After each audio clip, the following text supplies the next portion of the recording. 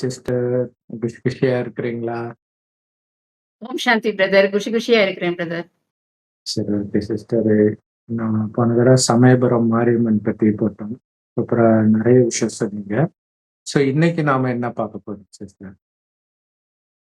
இன்னைக்கு வந்து ரொம்ப முக்கியமான டாபிக் பார்க்க போறோம். டைமென்ஷன்ஸ், அதாவது பரிமாணங்கள் குறித்து. பரிமாணங்கள் குறித்து நம்ம சேனல்ல ஏற்கனவே சிஸ்டர் போட்டிருந்தாங்க கொஞ்சம் இது. அது ரொம்ப நல்லாவே இருந்தது.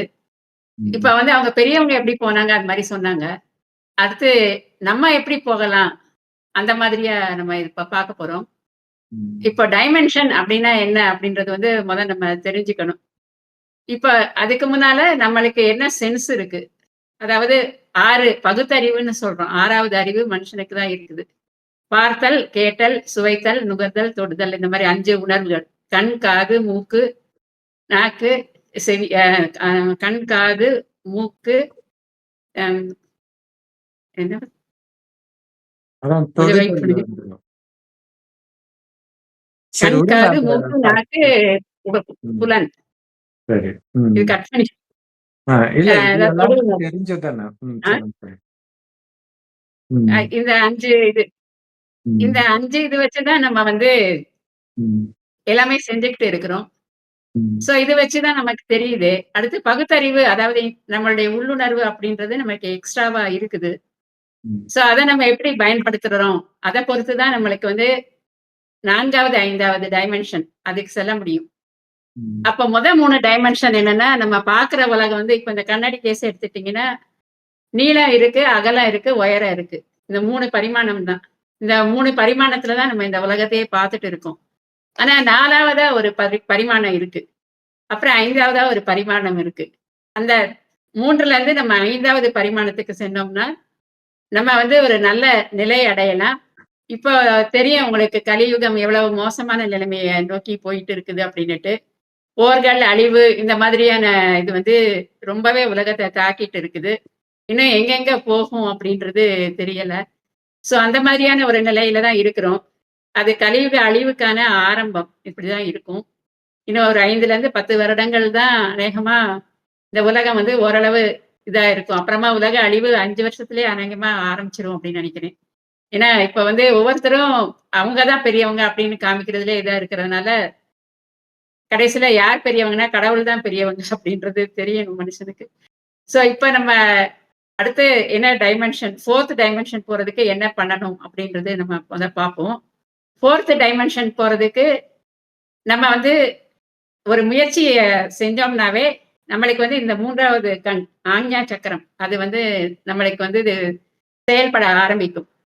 அதுதான் 4வது டைமென்ஷனுக்கான கதவு அப்படின்னு சொல்லலாம். பொற்சபை, சிற்சபை அப்படின்னும் சொல்லுவாங்க. இந்த கதவு வழியா தான் நம்ம வந்து செல்ல முடியும். ஏன்னா, இது வந்து அது ஆத்மா. ஆத்மாவுடைய பாதை. அங்க தான் திறக்கும். அந்த பாதை எப்படி திறக்கும் அப்படின்னா, நம்ம ஐம்புலன்கள் அந்த ஐம்புலன்களையும் கட்டுப்படுத்தி நம்ம நல்ல ஒழுக்கம் இருக்கணும். நல்ல ஒரு தியானம் இருக்கணும். தியானம்னா நம்ம புருவ மத்தியில ஆன்மா வந்து ஒளிப்புள்ளியா இருக்குது.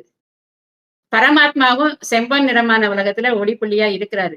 அவர வந்து நம்ம கண்ணால காண முடியாட்டினாலும் அவருடைய உலகத்தோட நம்ம வந்து தொடர்பு ஏற்படுத்திக்க முடியும். அப்ப வந்து நம்மளுக்கு செம்பொன் நிறமான உலகத்துல இருந்து நம்மளுக்கு டைரக்ட்டாவே ஒரு கனெக்ஷன் இருக்கிறதையும் நம்மளால காண முடியும்.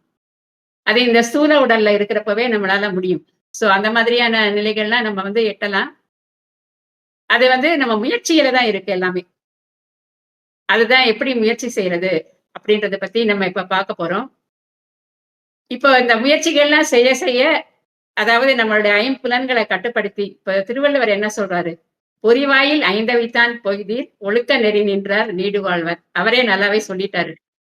அதாவது நம்மளுடைய ஐம்புலன்களையும் கட்டுப்படுத்தி, நல்லா ஒழுக்க நெறியில நின்று வாழ்றவங்க நீடு வாழ்வர். நல்ல சிறப்பாக வாழ்வாங்க அப்படின்னு சொல்றாரு. அப்புறம் சுவை, ஒளி, ஊறு, ஓசை, நாற்றம் இவை 5ம் வகை தெரிவான் கட்டை உலகு அப்படின்ட்டு சொல்லுவாரு. அதுவுமே இதுதான். ஐம்புலன்களால் வர உணர்வுகள். சுவை, ஒளி, ஊறு, ஓசை, நாற்றம். ஊறுனா தொடுதல். அத எல்லாமே வந்து அதோட வகை வந்து தெரிஞ்சிருக்கணும். அது எப்படி அப்படின்றது பார்ப்போம். இப்ப அதுக்கு முதல்ல வந்து நம்ம வந்து நம்மளுடைய உடல், பிராண உடல்கள் பத்தி 5 வகையான உடல்கள் இருக்கு. அது என்னென்ன அப்படின்றத நம்ம தெரிஞ்சுக்கணும். அது என்னன்னு பார்ப்போம். இப்ப நம்ம சாதாரணமா பார்க்கிறது ஸ்தூல உடல். உள்ள இருக்குது இல்லைங்களா? அது ஸ்தூல உடல். அன்னமய கோசம்ன்னுவாங்க. நம்ம உணவு சாப்பிட்டா தான் நம்ம வாழ்றோம் இல்லையா? அன்னமய கோசம். இதுக்கு அடுத்தது பிராணமய கோசம் அப்படின்னு சொல்லுவாங்க. இது பிசிக்கல் பாடி. அது எனர்ஜி பாடி. இப்ப உடம்புல நம்மளுக்கு ஏதாவது வியாதிகள் வருது. அப்படி எதுனாலுமே முதல்ல அந்த பிராண உடம்புல தான் அது தோன்றுமே. ஒரு கேன்சர் கட்டியே உருவாகுதுன்னா, அந்த கேன்சர் கட்டி அதுல தான் தோன்றும். அதுக்கு பிறகு தான் பிசிக்கல் பாடிக்கு வரும். சோ அந்த மாதிரியான இது. அதுக்கு அடுத்தது மனோமய கோசம் அப்படின்றது. அது ஒளியுடல் அப்படின்ட்டு சொல்லுவோம். அது அ எமோஷனல் பாடி அப்படின்னு இங்கிலீஷ்ல சொல்லுவாங்க. அடுத்தது 4த் லெவல் பாடி விஸ்டம் பாடி அல்லது விஞ்ஞானமய கோசம் தமிழ்ல. நம்ம இப்போ 4த் லெவல் பாடி விஸ்டம் அல்லது விஞ்ஞானமய கோசம். அதுக்கு தான் நம்ம இப்ப போக முயற்சிக்கணும். அடுத்தது 5த் லெவல் பிளிஸ் பாடி அல்லது ஆனந்தமய கோசம். எப்போதும் ஆனந்தமா எப்படி இருக்கலாம்? அது. ஒரு மனுஷன் பிறந்ததுலேருந்து துன்பமே அனுபவிச்சுட்டு இருக்கிறான். எனக்கு வாழ்க்கையில சந்தோஷமே இல்லையான்ட்டு. அது நம்ம கையில தான் இருக்கு. அத நம்ம எப்படி அடையலாம்? அப்படின்றத பார்க்க போறோம். அதே மாரி இந்த 5 எலிமெண்ட்ஸ் இதுலயுமே நீங்க பார்த்தீங்கன்னா, நிலம், நீர், நெருப்பு, அப்புறம் காற்று, ஆகாயம் அப்படின்னு இருக்குது. நம்ம உடல்லயே. மேல ஆகாயம். அந்த தத்துவத்துல தான் சகஸ்ராரமும் இருக்கு அப்படின்ட்டு சொல்றோம். அதுதான் பிளிஸ் லெவல்.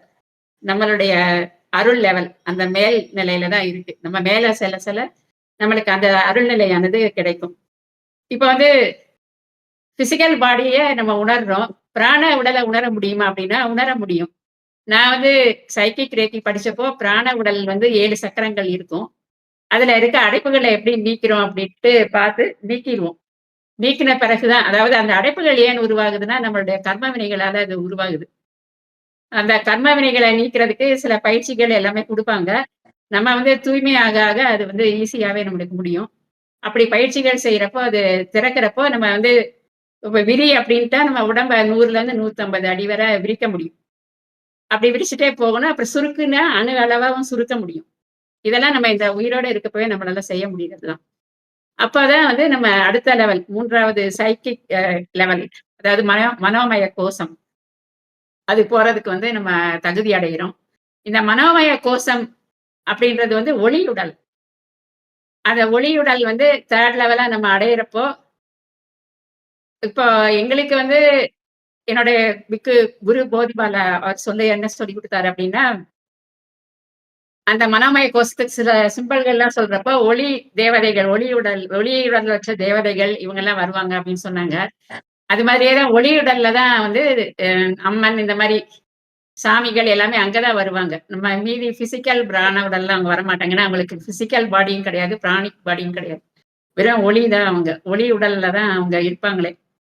சோ அப்ப நம்ம சிகிச்சை ஏதாவது பண்றோம், நோயாளிகள குணப்படுத்த அப்படின்னா, நம்ம மனச அவங்க கட்டி போட்டுருவாங்க. நம்ம இருக்க மாட்டோம். அவங்க தான் பிரசன்ட்ல இருப்பாங்க. அவங்க தான் டேக்கிள் பண்ணுவாங்க. சோ அந்த மாதிரி தான் பண்ணக்கூடியது. இப்ப இந்த புருவ மத்தியில நம்ம தியானம் பண்ணணும். இந்த ஒளியுடல்ல இருக்கிறப்போ அப்படின்றோம். அது எதனால பண்ணணும் அப்படின்னா, நம்ம கடவுள் யாருன்றது தெரிஞ்சுக்கணும். கடவுள தெரியாம தியானம் என்ன பண்றது? கடவுள்ன்றது பரமாத்மான்றவரு செம்பொன் நிறமான ஒளியுலகத்துல இருக்காரு. அவர் ஒளிப்புள்ளியா இருக்கிறாரு. அவர நம்ம புருவ மத்தியில இருந்து தியானிக்கணும். சோ நிச்சயமா இந்த செம்பொன் நிற ஒளியுலகம், பொன்னிற உலகத்துல இருந்து நமக்கு தொடர்பு கிடைக்கும். தியானத்துல அனுபவமா நெறைய பேர் உணர்ந்திருப்பாங்க. நானும் உணர்ந்திருக்கிறேன். இப்ப இந்த மாதிரிலாம் அனுபவங்கள் நெறைய கிடைக்கும். அதெல்லாம் ஆரம்ப கால அனுபவங்கள் தான். அதுல நம்ம ரொம்ப மனச வச்சிடக்கூடாது. அப்புறம் இந்த மாதிரியே நெறைய பயிற்சிகள் குடுக்குறப்ப அவங்க சொல்லுவாங்க, "நீங்க கான்ட்ராஸ்ட் கலர் பாருங்க" அப்படின்னுவாங்க. இப்போ நம்ம சிவப்பு கலர்னா அது கான்ட்ராஸ்ட் ப்ளூ. நம்ம பக்கத்திலேயே பார்க்கலாம். சிவப்பு, இதுல ப்ளூ. அப்புறம் சூரியனோட 7 வண்ணங்கள் எல்லாமே தெரியும். அதுல ஆரம்ப கால இதுதான். அதுல ஒண்ணும் பெரிய முன்னேற்றம்னு சொல்ல முடியாது.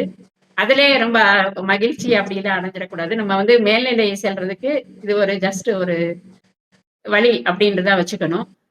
இப்ப இந்த மாதிரியான வழிவகையில போறோம் அப்படின்னா, கடவுளுக்கு எப்படி அவர் வந்து பரமாத்மான்றப்ப அவருக்கு உடல் கிடையாது. நம்மளுக்கும் நம்ம ஆன்மாவுக்கு வந்து உடல் வந்து ஆடை மாதிரி தான். மாறி, மாறி எடுத்துக்கிட்டே இருக்கிறோம் இல்லையா?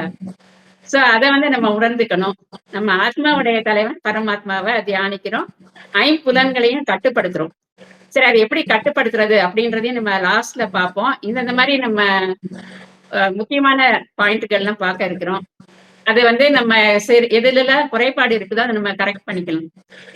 ஏன்னா, இப்ப பாரதியார் என்ன சொல்லியிருக்கிறாரு அப்படின்னு பாருங்க. சாதாரணமா வாழ்ற மக்கள பத்தி அவர் ஞான பாடல்கள் பாடியிருக்கிறாரு. அந்த ஞான பாடல்கள்ல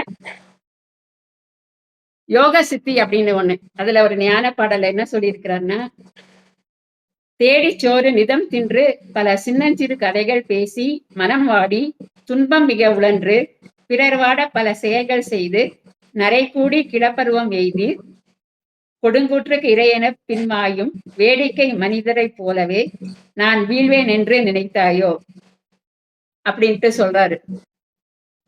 அதாவது வெறுமனே சோறு சாப்பிட்டு கதை பேசி மனசு வாடி பிற அடுத்தவங்களுக்கும் துன்பம் செய்து நரைகூடி கிளப்பருவம் எஞ்சு கிளப்பருவம் எய்து கொடுங்கூற்று அதாவது யமனுக்கு இரையாகிற வேடிக்கை மனிதர் போலவே நான் வீழ்வேன் என்று நினைத்தாயோ அப்படின்னு இந்த ஞான பாடல் எதுக்கு சொல்றாருன்னா, நம்ம வந்து ஞானம் அடையணும் அப்படின்றது சொல்றாரு. சாதாரணமா வாழ்ந்து சாதாரணமா சாகாதீங்க.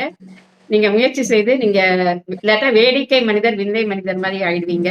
இது வந்து உலகம் வந்து ஒரு மாய உலகம். இந்த மாய உலகத்த நம்ம வந்து ஒரு விளக்குன்னு நினைச்சுட்டு போறோம். ஆனா அதுல விட்டில் பூச்சியா தான் நம்ம போறோம். அதுல விழுந்து மடிஞ்சு தான் போறோம். சோ அதனால அது ஒரு அவேர்னஸா அவர் இந்த பாட்டுல சொல்லியிருக்கிறாரு. சோ அடுத்து வந்து நம்ம என்ன பார்க்க போறோம் அப்படின்னா,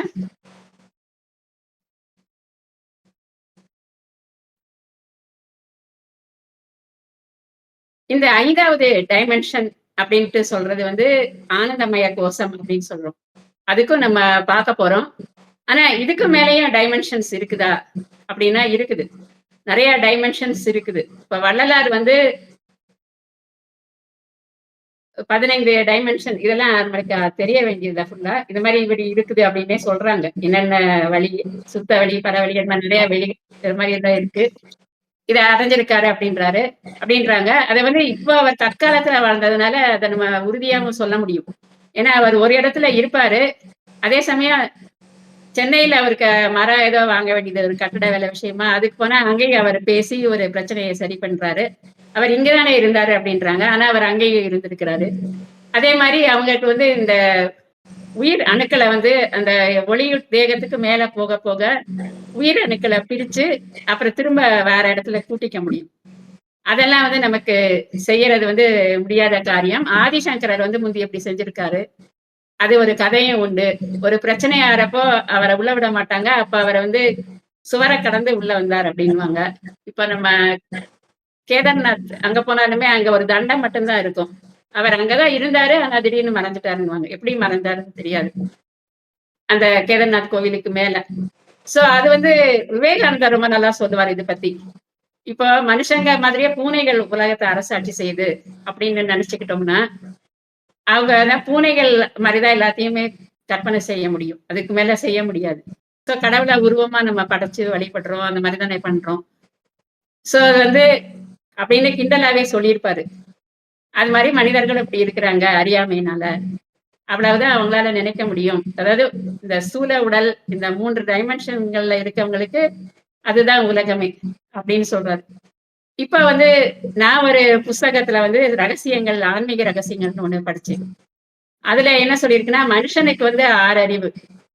ஆனா இந்த கிரகங்கள் இதுக்கெல்லாம் வந்து 15 அறிவு அப்படின்னு சொல்லியிருக்கு. அப்புறம் தேவலோக தலைவன் இந்திரனுக்கு 16, இந்த மும்மூர்த்திகள் இவங்களுக்கு எல்லாம் 18, அப்புறம் இந்த கடவுளுக்கு வந்து இன்ஃபினிட் 21 சென்சஸ் அதுக்கும் மேல இவ்வளவு சென்ஸ் அதாவது பரிபூரணத்துவம் பரம்பொருளுக்கு அப்படின்னு சொல்லியிருந்தது. இது வந்து தேவ ரகசியம். இதை யாருக்கும் சொல்லக்கூடாது அப்படின்னு சொல்லி இருந்துச்சு. அதனால அது சொல்றோம். ஏன்னா எல்லாரும் தெரிஞ்சுக்கணும் இல்லையா? சோ இப்போ 21 டைமென்ஷன் அதாவது பரிபூரணத்துவம் பெற்றவரை நம்ம இந்த 6 அறிவு வச்சுக்கிட்டு சில சமயம் அதுவுமே உபயோகப்படுத்துறது இல்லை. ஏன்னா கீழே சில சமயம் விலங்கு நிலைக்கும் போயிடும். அதை வச்சுட்டு நம்ம எப்படி வந்து அனுமானிக்க முடியும்? ஒன்லி தியானம் மூலமா தான் நம்மளால கடவுளோடைய தொடர்பு கொள்ள முடியும். சோ இந்த மாதிரி ஹையர் லெவல் போறது எதனால அப்படின்னா, இப்ப உலக அழிவும் வர இருக்குது. எல்லாமே பார்த்துட்டு இருக்கிறோம். இப்ப பாத்தீங்கன்னா, இந்த 4 யுகங்கள் சத்திய யுகம், திரேதா யுகம், துவாபர யுகம், கலியுகத்துல நம்ம இப்ப வந்து இந்த யுகத்துல இருக்கிறோம். சங்கம யுகம் அப்படின்ட்டு. இந்த 100 வருஷ யுகத்துல ஏற்கனவே 90 வருஷத்துக்கு மேல போயிடுச்சு. இன்னும் 10 வருஷமா என்னமோ தான் இருக்கு. இங்க இருந்து நம்ம திரும்ப சத்திய யுகம் போறதுக்கான பாதை. அதுக்கு தான் இப்ப நம்ம 5வது டைமென்ஷன் போகணும். அங்க எல்லாருமே நம்ம தேவர்களா தான் இருந்தோம். அந்த தேவர்கள் குணத்தை எப்படி வளர்த்துக்கிறது? அங்க சத்தியயுகத்துல என்ன இருக்கும் அப்படின்னா, அங்க சிங்கமும் பசுவும் ஒண்ணா தண்ணி குடிக்கும். இப்ப ஒரு பவுனே யாராலையும் வாங்க முடியாம இருக்கு. நடுத்தர மக்கள் கூட வாங்க முடியாது. 1,00,000 2,00,000 அப்படின்னு ஆயிடுது. 1,50,000 1,400,000 போகுது. சோ இந்த மாதிரி எல்லாம் அங்க இல்ல. அங்க தங்க செங்கற்களால கட்டப்பட்ட மாளிகைகள் இருக்கும். மக்கள் எல்லாம் அவ்வளவு நல்லா இருப்பாங்க. அவங்க மனசுல வந்து காமம், அந்த மாதிரி கோபம், அந்த மாதிரி எந்த ஒரு விகாரமும் இருக்காது. எல்லாருமே சந்தோஷமா இருப்பாங்க. பணம் வந்து அவ்வளவு கொட்டி கிடக்கும்.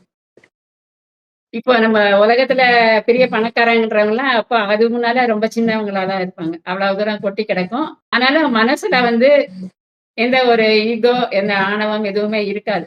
அந்த நிலைமையை தான் நம்ம வந்து அடையணும். நம்ம வந்து இந்த பிறவி முடிஞ்ச பிறகு இந்த சில தீய இதெல்லாம் நம்ம இப்ப பார்க்க போறோம். இதெல்லாம் இருந்ததுன்னா நம்ம இங்க பேயா அலைஞ்சுட்டு நம்ம ஆன்மாவுக்கு வந்து முக்தி கிடைக்காம தண்டனைகள் அனுபவிச்சு போகணும் போவோம். எப்படினாலும் பரந்தாமம் போய் தான் நம்ம திரும்ப சத்தியுகத்துக்கு வர முடியும். ஆகவே இப்ப வந்து நம்ம என்ன பார்க்க போறோம் அப்படின்னா, என்னென்ன மாதிரி நம்ம கிட்ட கெட்ட குணங்கள் இருக்கு. அதை எப்படி திருத்திக்கிட்டோம் அப்படின்னா, நம்ம வந்து சத்தியுகத்துக்கு போக முடியும். அந்த பொன்யுகத்துக்கு போற பாதையை சொல்றது தான் கடவுளே வந்திருக்காரு. ஒரு வயோதிகர் மூலமா சொல்லி எல்லாருக்கும் ஞானம் சொல்லுங்க அப்படின்ட்டு எங்களை மாதிரி எவ்வளவோ பேர் நிறைய பேர் சொல்லிட்டு இருக்கிறாங்க. இந்த மாதிரியான வாய்ப்புகள் கிடைக்கிறதே பெரிய என்னன்னு சொல்றது மகிமை, கடவுளுடைய மகிமையினாலதான். ஏன்னா அவரோட மகிமையை தான் நம்ம எடுத்து சொல்ல போறோம். சோ நம்ம வந்து இந்த மாதிரியான குணங்கள் நம்ம கிட்ட இருக்கா அது மட்டும் செக் பண்ணுவோம். இதுல வந்து எப்படி நம்ம போய் மாறி நல்ல குணத்தை வளர்த்துக்கிட்டா 5th டைமென்ஷன் அதை அடைவோம் அப்படின்றதையும் நம்ம பார்ப்போம்.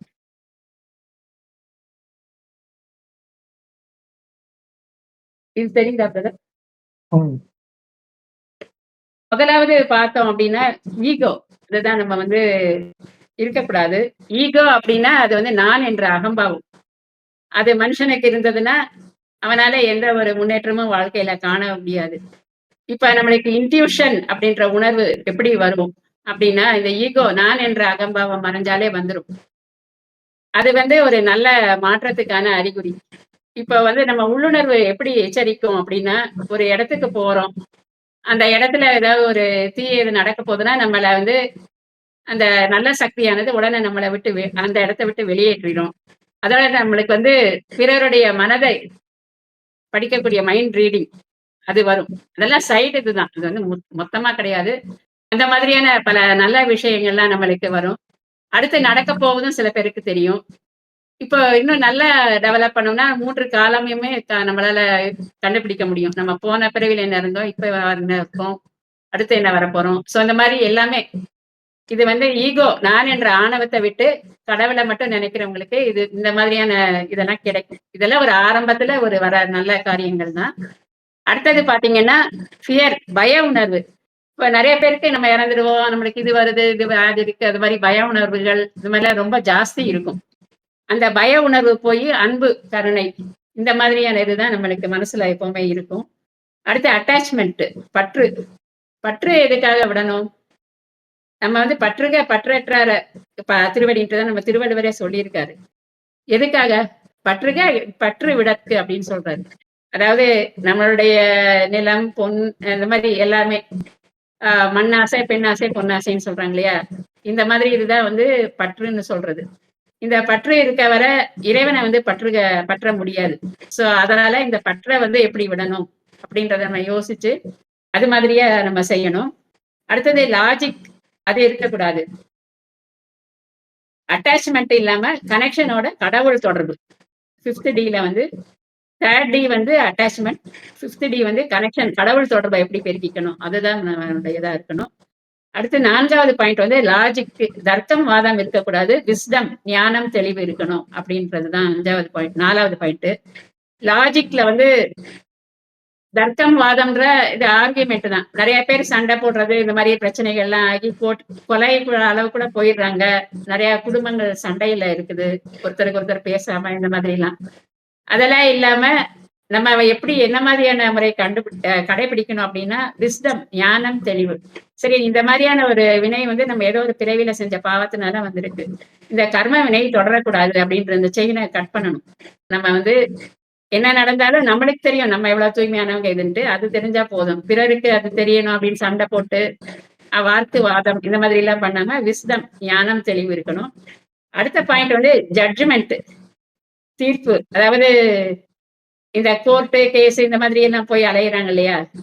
மத்தேயு 5.40 இயேசுநாதர் சொல்லியிருப்பாரு, உனக்கு வந்து இந்த கோர்ட்ல போய் ஒருத்தன் வந்து உன்னுடைய அங்கவஸ்திரத்தை கேட்கிறான் அப்படின்னு வச்சேன்னா, நீ உன்னுடைய வேட்டியும் மேலாடையை கேட்டா உன்னுடைய வேட்டியும் கழட்டி கொடுத்துரு அப்படின்னு. ஏன்னா நம்மளுக்கு நிம்மதி இருக்கணும். நம்ம இருக்க போறதோ கொஞ்ச நாட்கள். அதுவரை நம்ம நிம்மதியா இருக்கணும். அதோட இந்த மாதிரியா சண்டைகள், சச்சரவு, இது மாதிரி கோர்ட்டு இது மாதிரி வருஷ கணக்கா இழுத்துட்டு தான் போகும். அப்ப மனுஷனுக்கு பண விரயம் ஆகுது. அதோட நிறைய வியாதிகள் வருது. நம்ம உடம்பு தான் நம்மளுக்கு முக்கியம். முதல்ல நம்ம மனசு, உடம்பு இது 2 பாதுகாப்பா இருக்கணும்னா இந்த மாதிரியான ரத்தங்கள், வாதங்கள் இதுக்கெல்லாம் போகக்கூடாது. அடுத்து கண்ட்ரோல், கட்டுப்பாடு இருக்க கூடாது. சரண்டர் இருக்கணும் அப்படின்றது. கண்ட்ரோல் அப்படின்னா என்னன்னா, இப்ப கடவுள்கிட்ட வந்து பேரம் பேசுறது. நீ எனக்கு இதெல்லாம் செய்யு, நான் வந்து உனக்கு இது செய்யறேன் அப்படின்ட்டு. அப்புறம் செய்யலைன்னா கடவுளையே வெறுத்துறது. இப்போ ஒருத்தர் கணவர் இல்லைன்னா மனைவி ஏதோ இறந்து போயிட்டாங்கன்னா உடனே உலகத்துல கடவுள் தான் மோசம் அப்படின்ட்டு குறை சொல்லி, நம்மளுடைய கர்ம வினைகள் தான் எல்லாத்துக்குமே காரணம். அது தெரியாம நம்ம கடவுளை வந்து குறை சொல்றோம்.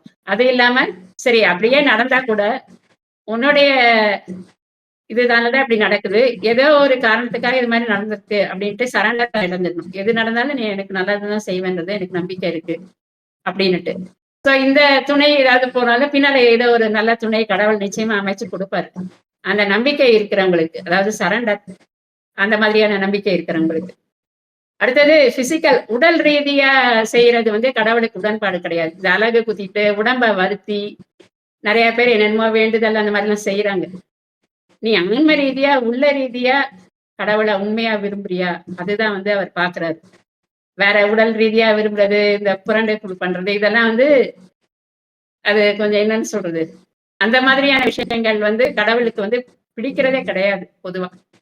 இந்த மாதிரியா மனுஷன் வந்து அவன் உடம்ப வருத்தி செய்யற மாதிரி வேண்டுதல்கள் தான். நம்ம வந்து ஸ்பிரிச்சுவலா ஆன்ம ரீதியா தான் வேண்டணும். அடுத்தது வந்து இல்யூஷன், மாயா.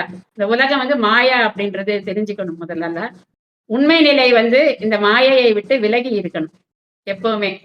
அதான் தாமரை இலையில தண்ணீர் மாதிரி அப்படின்னு சொல்லுவாரு இல்லையா கிருஷ்ணர் கூட. அது மாதிரி வாழ்றப்போதான் மனுஷன் வந்து நல்ல ஒரு தெளிவான நிலைமையில இருக்கணும். இந்த உலகத்துல இருக்கணும், குடும்பத்தோட இருக்கணும், எல்லாமே குடும்பத்துக்கு வேண்டியது எல்லாமே செய்யணும். ஆனாலும் நம்ம பற்றற்று நம்ம கடவுளை மட்டுமே தான் நினைச்சிருக்கணும்.